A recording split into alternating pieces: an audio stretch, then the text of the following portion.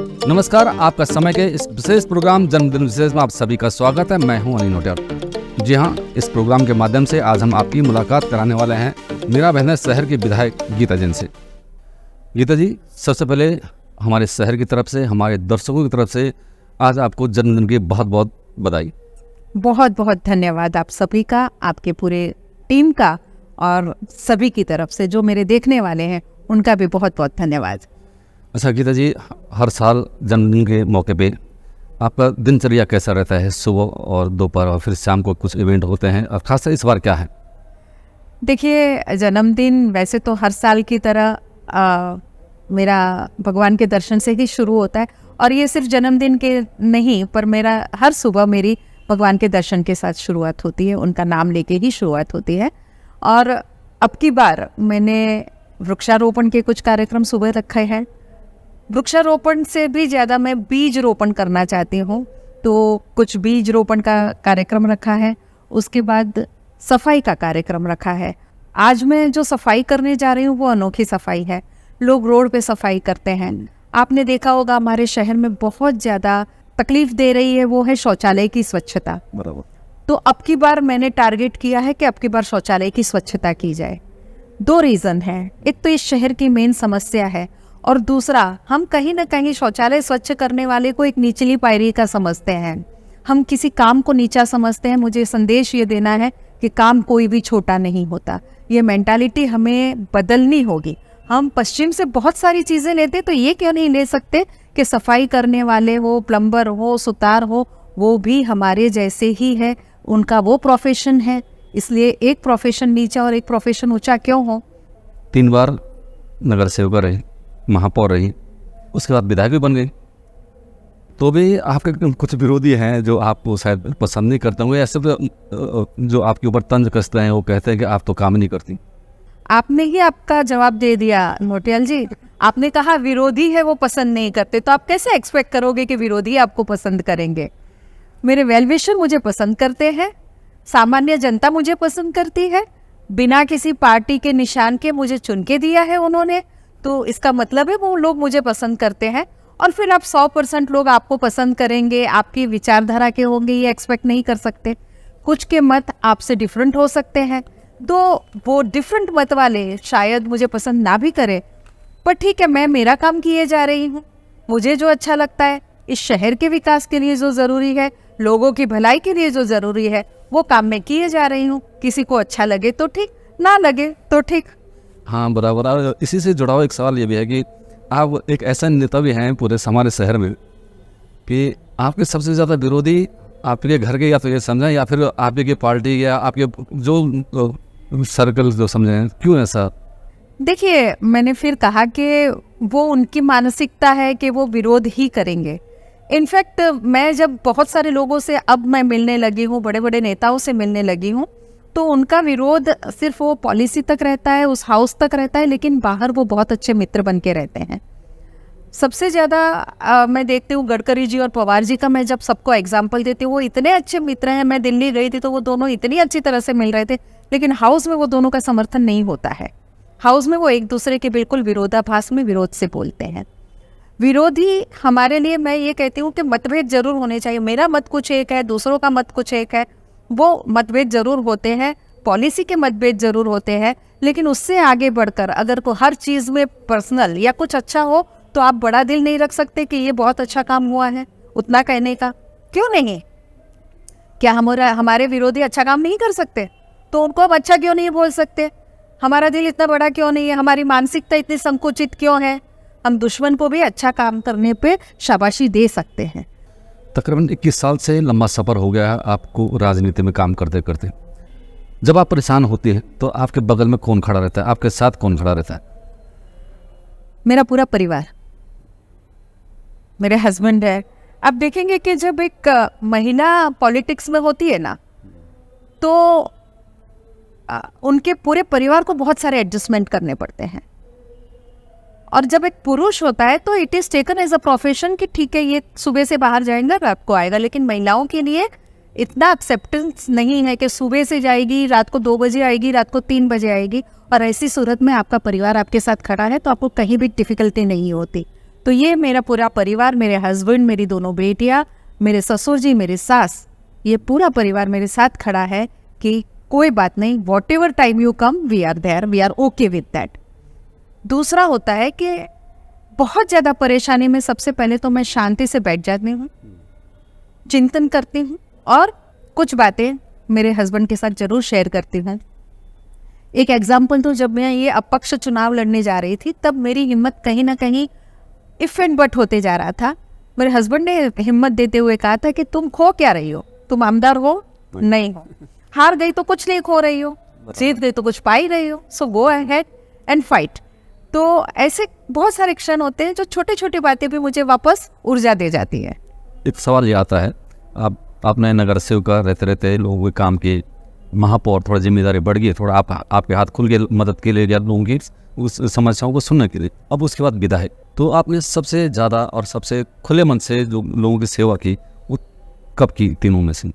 हर एक बार देखिए नौटियाल जी के एक व्यक्ति जब अपक्ष चुन के आता है तब उसके कुछ तो ऐसे काम रहा होंगे कि जनता ने उनका साथ दिया होगा, जनता ने उसको अप्रिशिएट किया होगा। तो हर एक दायरा होता है। आज मैं इतनी निधि ला सकती हूँ तो वो एक दायरा अलग है, और जब मैं नगर सेविका थी तो मेरा दायरा छोटा था।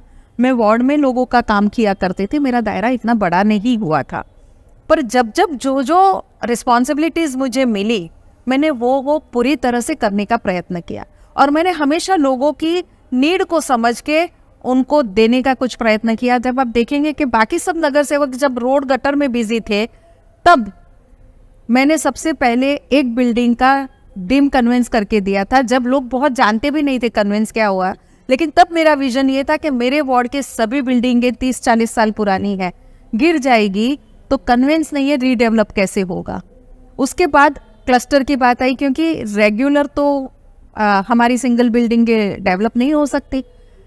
क्लस्टर के लिए भी विरोधियों ने इतने मेरे विरोध में ऐसे गलत बयान दिए हैं कि मुझे लगता है कि कम से कम जहां लोगों का भला हो रहा है वहां उनको लोगों को कंफ्यूज करने की कोशिश की पूरी तरह। बिल्कुल वो कंफ्यूज कर रहे हैं, जबकि ऐसी कोई क्लॉज, यानी लीज पे चली जाएगी या आप अपनी प्रॉपर्टी बेच नहीं पाओगे, ऐसी कोई बात क्लस्टर में नहीं है। घर में ही पूरे भवन निर्माता, घर में पूर्व सांसद, घर में आप विधायक, मतलब बड़ा घराना है। क्या आप भी कभी सोचती हैं आम महिलाओं की तरह कि अरे वो सब्जी आज महंगी होगी, कल अस्पतालों का महंगाई हो रहा है, शिक्षा महंगा हो रहा है, उस पर कुछ करना, कुछ ऐसा कुछ फील होता है जैसे बाकी महिला सोचती है? मैं एक बात और आपको कहना चाहूँगी, ये सिर्फ महिलाएं नहीं, पुरुष वर्ग भी सोचता है, क्योंकि कमा के ज़्यादातर अभी पुरुष प्रधान घरों में, हालांकि ये ज़माना बदल गया है, दोनों कमाते हैं, लेकिन ज़्यादातर पुरुष कमाते हैं, इसलिए महंगाई हर एक को असर करती है। लेकिन हाँ, गृहिणी को ज़्यादा इसलिए चिंता रहती है कि उसको उस छोटे से बजट में बच्चों की पढ़ाई, हमारे खाने पीने की चीज़ें, भाड़े, बिजली का बिल, ऐसी 1000 चीज़ें होती है जहाँ उसे बैलेंस करना होता है। मैं हर बार सोचती हूँ कि सब्जी महंगी क्यों है, ये मैं फीस के बारे में आपको बताऊँ, बहुत सोचती हूँ, और मैं कोशिश कर रही हूँ कि कहीं ना कहीं शिक्षा, एक सबको अफोर्डेबल शिक्षा की प्रणाली हो, वो मैं कर सकूँ।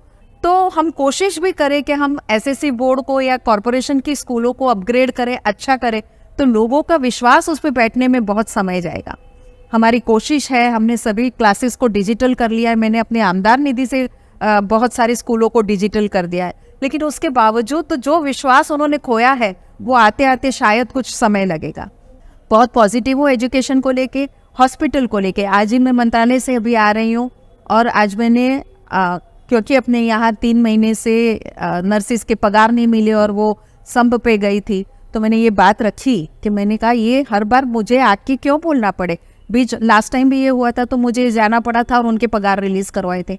मैंने कहा क्यों नहीं हमारी प्रणाली ये कैसी हो सकती कि आपका एक ठेकेदार का समय पूरा हो गया, समय पूरे होने के 1 महीने पहले से या तो उसका समय काल बढ़ाया जाए, 3 महीने तक उसे ये जवाब नहीं दिया गया है कि आपका ठेका कंटिन्यू है या नहीं, और ये अति आवश्यक वस्तुएं हैं। आप दूसरे ठेके आप प्रोलॉन्ग करोगे, 3 महीने का गैप दोगे तो चलेगा, लेकिन ये आरोग्य की बाबत में ऐसा नहीं चलेगा। ये बात आज ही मैं रख के आई हूँ, और उन्होंने कहा है कि अब की बार हम ये अवॉइड कैसे कर सकते हैं, उसके लिए ज़रूर कोशिश करेंगे। जैसे हमने कहा कि आपके विरोधी तो खूब हैं, अच्छे खासे विरोधी हैं। उनका ये भी कहना है कि गीता मैडम ने कुछ काम नहीं करती, कुछ काम दिखता नहीं है। कोरोना आया, उसके बाद सरकारें उथल पुथल आज तक चल रही, उसके बावजूद भी आपने जो काम किए हैं, तो आप उसके बारे में क्या बताना चाहेंगे? देखिए, इतनी अस्थिरता के बाद कि अब तक का जो काम नहीं हुआ वो सब काम मैंने करके दिखाया। आप मानिए, सूर्या प्रकल्प वसई विरार में चालू हो गया, उनके पास इंटरनल पाइपलाइन थी, हमारे पास इंटरनल पाइपलाइन थी, और सो कॉल्ड विरोधी हमारे, उन्होंने कहीं भी 5 फुट 50 फुट की पाइपलाइन भी नहीं डाली, तो सूर्या का पानी शहर के घरों तक पहुंचेगा कैसे? ये एक दूरदर्शिता उन्होंने नहीं रखी, जो आके मुझे सबसे पहले ये काम करना पड़ा। अमृत 2 में 516 करोड़ हमने पानी के लिए लाए। हमने बुआरी गटर, काम पूरा नहीं हुआ, कभी किसी ने फॉलो अप नहीं किया, कहीं एसटीपी चल रहे हैं, कहीं नहीं चल रहे हैं। 175 करोड़ हमने अमृत 2 से बुआरी गटर के लिए लाए। ऐसे करके आज सीसी रोड, किसी ने 100 करोड़ के सीसी रोड लोन में बना दिए, तो गाये बजाय बोल रहे हैं शहर में हमने सीसी रोड बना दिए। हमने 880 करोड़ के सीसी रोड पास करा दिए, काम शुरू हो जाएगा, टेंडर पास हो गया। लोगों को धीरे धीरे पता ये पड़ रहा है, जैसे मैंने कहा, सीएम साहब ने उस दिन बोला कि अब तक का रिकॉर्ड काम इस साल में हुआ है। माना 2 साल कुछ काम नहीं हुआ, कोरोना था, तो विश्व में कहीं भी कोई काम नहीं हुआ, लेकिन उसके बाद जो गति पकड़ी है काम की, मुझे लगता है शायद विरोधियों का एक प्रॉब्लम ये है कि मेरे बारे में उन्हें ना कोई स्कैम मिल रहा है, ना कोई धपला मिल रहा है, ना कोई भ्रष्टाचार मिल रहा है, इसलिए एक ही बात बार बार कहते हैं, इन्होंने काम नहीं किया। अब काम नहीं किया के डेफिनेशन पूछेंगे तो वो उनके पास जवाब नहीं मिलेगा, I am sure of it. आप नगर सेविका से आगे बढ़ी महापौर से आगे बढ़ी विधायक, अब गीता जैन अपने आप को आगे कहाँ देख रही है? मतलब मंत्रिमंडल में देख रहे हैं या सांसद की तरफ? देखिए, इच्छा सबकी होती है, जब आए तो हमें कुछ और अच्छा पद मिले, ये इच्छा होना बहुत स्वाभाविक है, मानव सहज स्वाभाविकता मुझ में भी है। मिलेगा तो बहुत अच्छा रहेगा, लेकिन मैं अपने आप को जब देखती हूँ तो ये देखती हूँ कि कोई भी पद पे हूँ, मैं इस शहर के लिए, इस शहर के लोगों के लिए, इस देश के लोगों के लिए कुछ कर सकूं। और इसी भावना से जब मैं राजनीति में आई थी, तो मेरी ये भावना कायम रहेगी, छोटे कार्यकर्ता हो या बड़े पद पर हूँ, काम लोगों का करती रहूँ। तो मैडम, आपका जन्मदिन शुरू हो चुका है, तमाम लोग आपको फ़ोन कर रहे होंगे, मैसेज कर होंगे, व्हाट्सएप से कर होंगे, हमारे चैनल के माध्यम से आपको बधाई आएंगे, तो क्या बोलना चाहेंगे, एक मैसेज क्या देना चाहेंगे? सभी का बहुत बहुत धन्यवाद करती हूँ कि आपने जन्मदिन की मुझे शुभेच्छा दी। फिर एक बार आप लोगों के साथ आगे इस शहर के विकास के लिए, आप सभी लोगों के लिए काम करना मुझे बहुत अच्छा लगेगा। आप सभी का बहुत बहुत धन्यवाद ये दूंगी कि मुझे इतना सौभाग्य आप लोगों ने दिया कि मैं आप लोगों के लिए कुछ कर सकूं। बस यही प्यार हमेशा रहे। तो ये थी विधायक गीता जैन, जिनसे हमने उनके जन्मदिन के मौके पे तमाम सवाल पूछने की कोशिश की, और मुझे लगता है कि उन्होंने सभी सवालों के जवाब दिए। हम उम्मीद करेंगे कि गीता जैन इस सफ़र को आगे लेके जाएं, वो मंत्रिमंडल में आएँ, वो सांसद बने, हमारे शहर के लिए काम करें।